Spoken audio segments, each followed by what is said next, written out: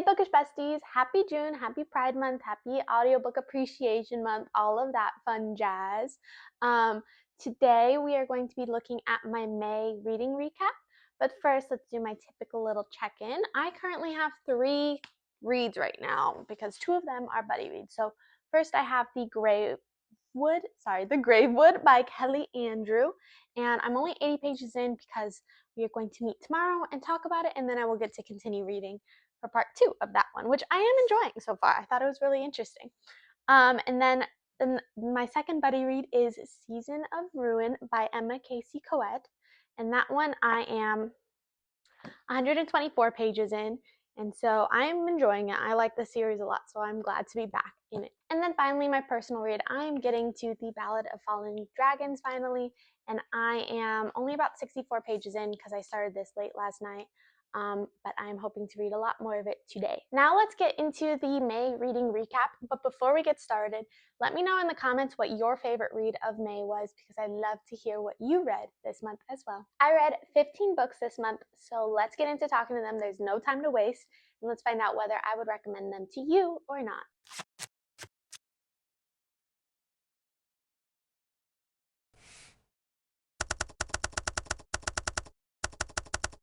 My first read of May was Deathbringer by Sonia Tagliarini, and this was a 4.5-star rating for me, and I actually had it as an ARC before I got this gorgeous fairy loot later in the month, which is so pretty. I actually really devoured this read. We have a death mage who hates her own magic and a poison mage who hates death mages, and they're in this academy that isn't all what it seems.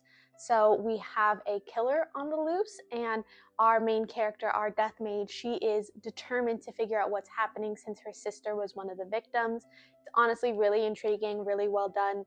The romance of it was really romancing. Honestly, I felt like I breezed through this book. The pacing was really quick, and not in a bad way. It just made me feel like I was going through each action with them really quickly, and I just really enjoyed that pacing of it because this is a more action-packed book. That being said, there was a few scenes of gore and necromancy that just, it didn't disturb me, but I know that it could be sensitive for some readers, so that is something to look out for if you want to read this one. I felt like the magic system in this one was really unique, and I really loved the world building of it.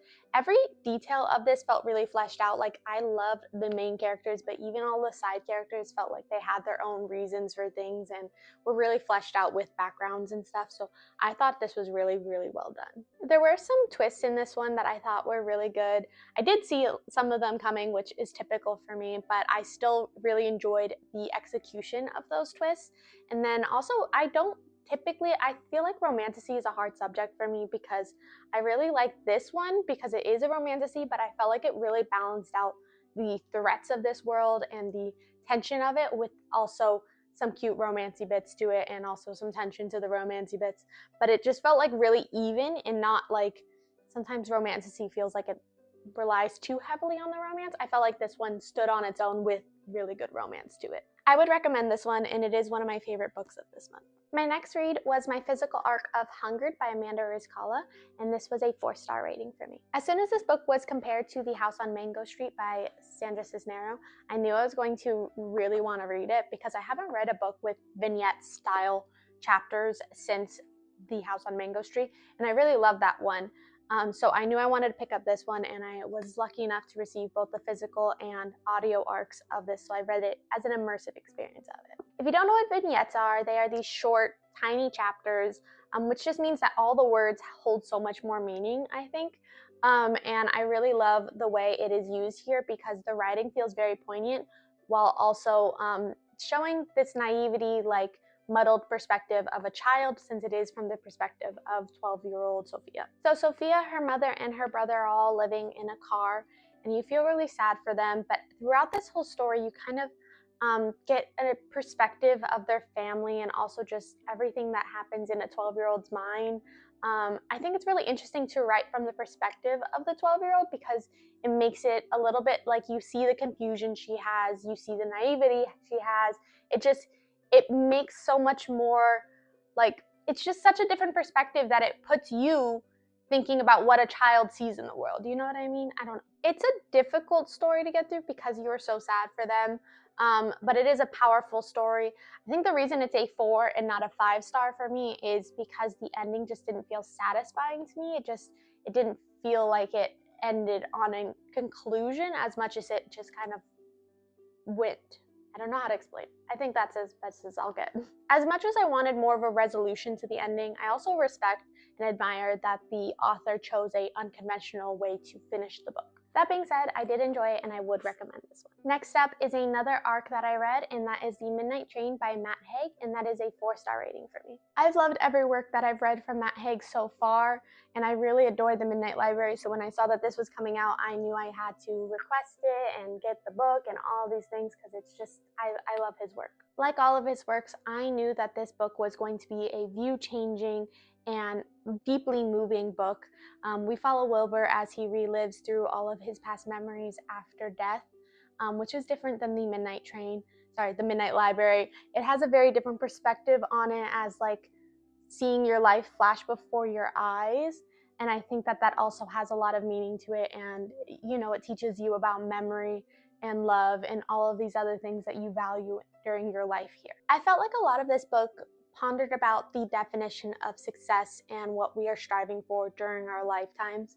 I thought that this was a very powerful read and I would recommend it to you. That being said, I didn't connect to it as much as I connected to The Midnight Library, just because that had like a different perspective on it. That was more about, I guess, recognizing that you have to make the most of the life you have, whereas this one is the life is already passed, so you have to figure out what you should have done or whatever. And I think that I connected a lot more to The Midnight Library since it was a character that I related to a little bit more.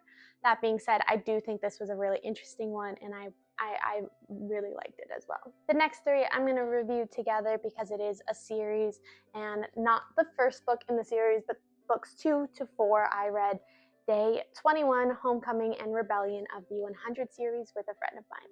And those are all, we'll give it a rounded 3-star rating. These books have been sitting on my shelves for like 7 years, and I knew I wanted to get through them. I read book 1 of it last year, and I just did not really enjoy it. So when my friend was reading them, I was like, we should buddy read them so we can actually get through them. So we buddy read all 3 of these together this last month. Starting with Day 21, when I read book 1 of the series, it felt like almost an entirely different story than the show, which I had watched and loved. And so that was a little like strange for me.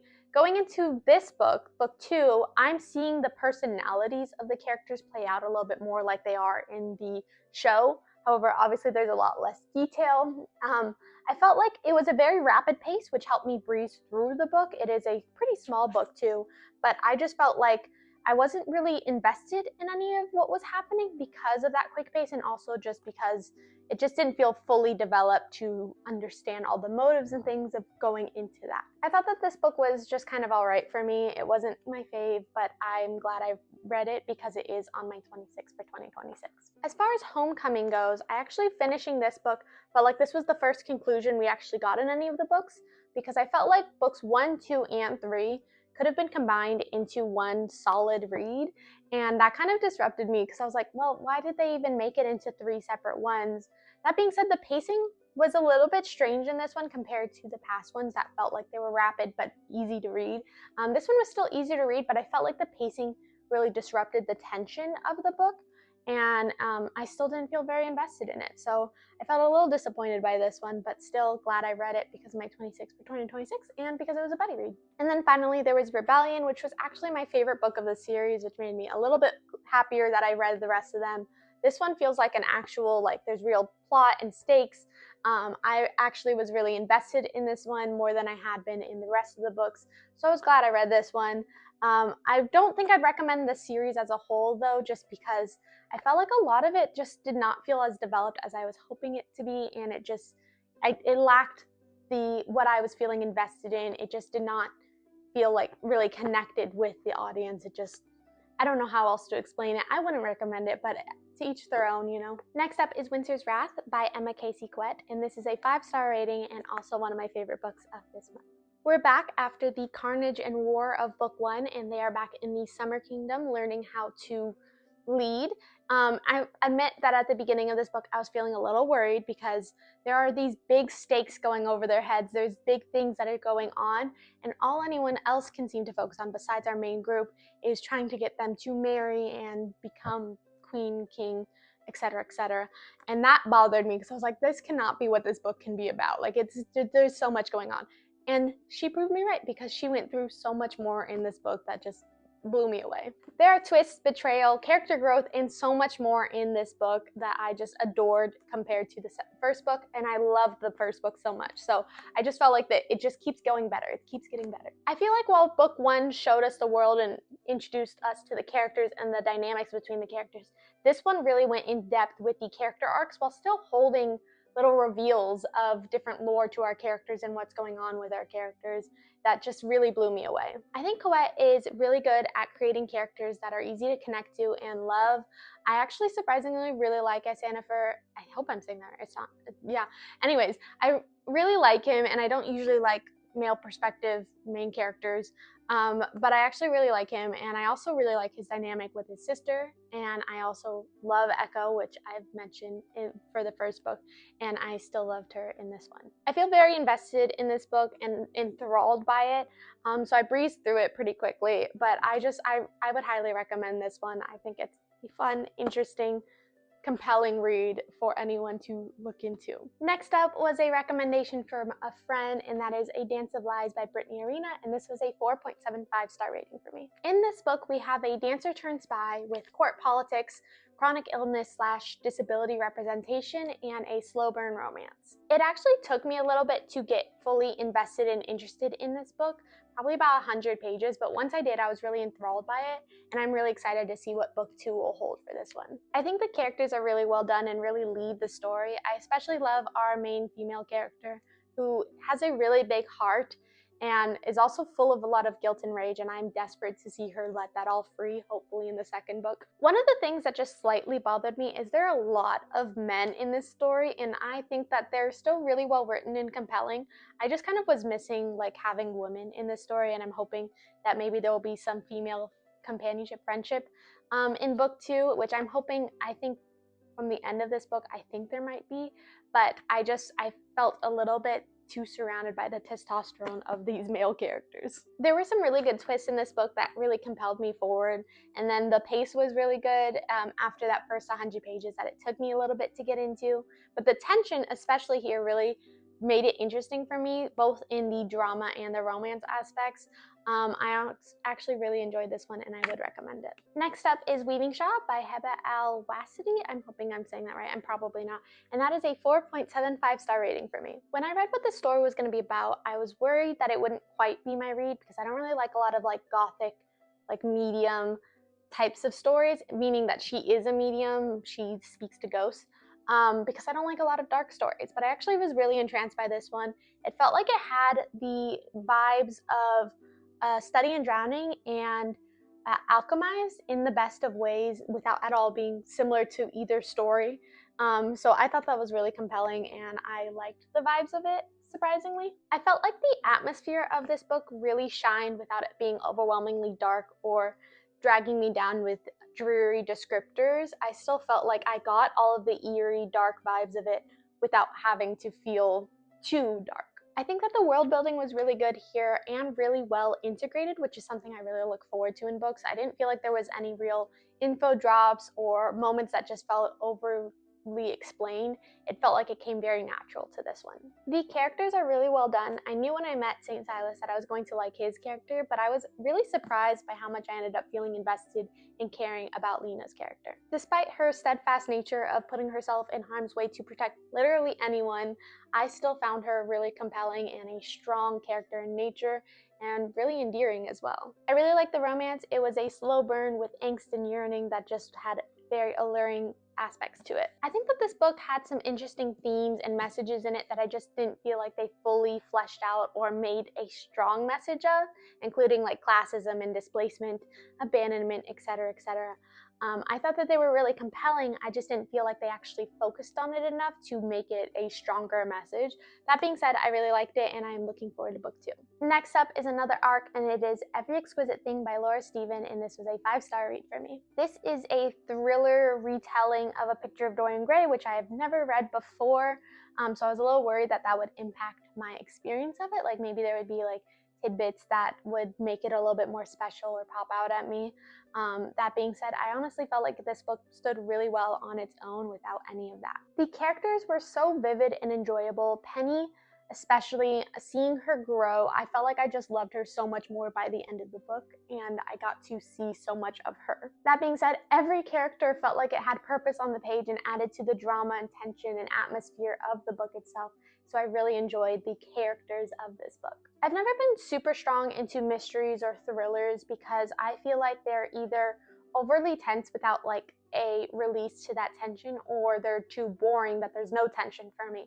And this one I felt was actually a really fun book, and I felt like there was good breaks of that tension while also still keeping that tension, if that makes sense. Like where I didn't feel like there was like moments where I was like, oh, nothing bad's gonna happen to them, but I still was able to enjoy the smaller moments of those release of tension. I thought this was an amazing sapphic read, and I absolutely would recommend it. Next is another arc, and it is Sublimation by Isabel J. Kim, and this was a 4-star rating for me. I'm usually not big into sci-fi reads, but when I read the description for this one, I knew I wanted to read it. It's just such a unique plot and uses these sci-fi aspects to build on a much realer, deeper situation of border control and separation of self during immigration. The concept of this book is that when you immigrate, you leave a clone of yourself behind, and it's just so interesting because it allows the chapters to kind of compare and contrast between the different experiences that one has in different countries and having been separated when they were previously one. I feel like I could read a bunch more books with this concept of different characters and still be super enthused to find out what they're thinking and figure out what's happening there. So I thought it was a really interesting, unique concept that I loved. I worry when I pick up a sci-fi book that I'm going to be kind of bogged down by terminology or things that I just don't understand sci-fi wise. But I actually didn't feel like that at all here. I felt like the writing was really accessible, and it just felt like it had such a deeper impact meaning behind it with a broader overview of sci-fi. The pacing was pretty quick, and it felt like it only got more tense and more stakes, so I thought that that was really compelling me forward. I thought that this was a really intriguing one, and I would recommend it. Next up is A Dark Forgetting by Kristen Cicciarelli, and that was a 3.75-star rating for me. This one was the May Book Journalers Book Club pick of the month, and that is why I read it. This book is not typically what I would pick up. I don't feel like I would have been compelled to read it if it wasn't for the book club. Once I really got into it, I did find myself interested in what's going to happen here and the characters. Edgewood is a lush world with shifting magic and curses that just really pulls you into that magic of it. It almost felt a little folklore, like Celtic folklore at the beginning, but obviously it's not based off of that, but it just felt like it would be more like tricking type of vibes to it. That being said, I felt like Emmeline, our main character, was kind of difficult for me to actually enjoy and like as a main character. She denies the existence of magic, and even as she starts realizing that there's magic and seeing little tidbits of it, she still like scoffs her and looks away from the rest of magic like, oh, that can't be possible. And that kind of drove me a little crazy. I also felt like I didn't enjoy the way she dealt with things. It felt like the first idea that pops in her mind, she tries to go with that and just jumps headfirst into it instead of really thinking situations out.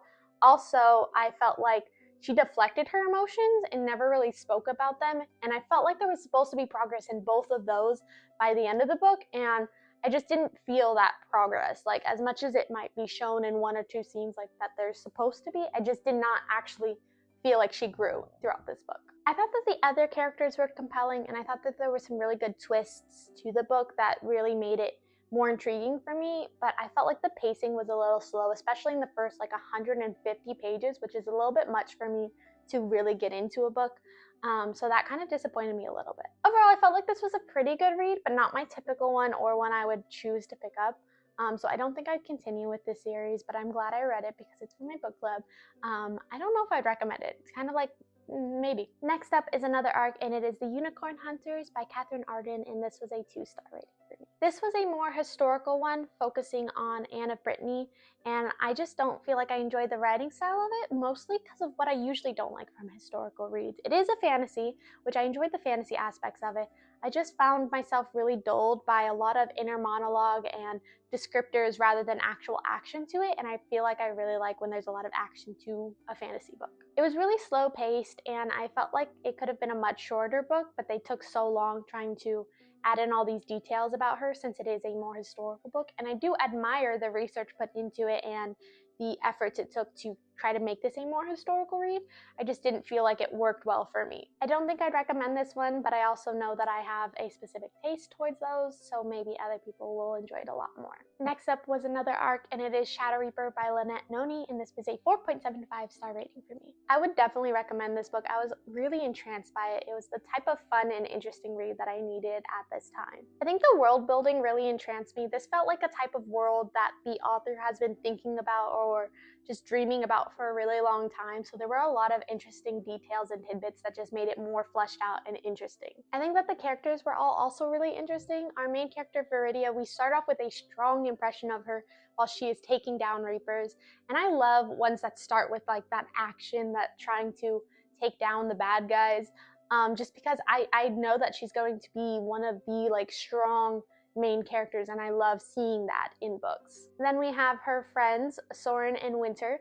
And Winter, I'm biased towards women, obviously, but I really love that she had this alchemy aspect to it and her own secrets that made her really fleshed out as a side character, and I'm interested in seeing more of her in book 2. Then we have Reeve, our main male character, and he is so mysterious and so flirty.